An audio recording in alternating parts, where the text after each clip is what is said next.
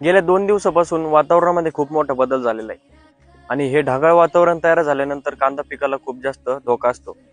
आणि हे ढगाळ वातावरण तर तयार झालेलंच आहे, पण त्याच सोबत आपल्याला धुई पण पाहायला भेटलेली आहे आणि काही भागांमध्ये पाऊस पण झालेला आहे. त्यामुळे आपल्याला इथं तातडीने एक स्प्रे घ्यायचा आहे आणि ते स्प्रेचा आपण प्रिव्हेंटिव्ह मध्ये उपयोग घेणार आहे. क्लायमेटिक जास्त चेंजेस झाल्यामुळे रस शोषक किडे असतील किंवा बुरशीजन्य रोग असतील, या गोष्टींचा प्रादुर्भाव आपल्याला खूप जास्त कांदा पिकामध्ये पाहायला भेटत असतो.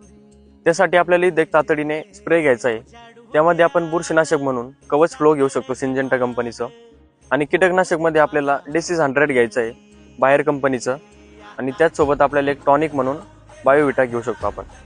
आणि त्यामध्ये सिलिकॉन बेस स्टिकर 100% वापरायचं आहे, कारण आपल्या कांदा पिकासाठी सिलिकॉन खूप जास्त महत्त्वाचं असतं. आपण स्टिकर सिलिकॉन बेस घ्यायचं आहे. या सगळ्या गोष्टींचं कॉम्बिनेशन करून आपल्याला एक चांगला स्प्रे घ्यायचा आहे, जेणेकरून हे वातावरणामध्ये बदल झालेला आहे त्या बदलाचा आपल्याला आपल्या कांद्यावर जास्त प्रादुर्भाव दिसणार नाही आणि आपल्या कांद्याची ग्रोथ ही आहे तशीच कंटिन्यू राहील.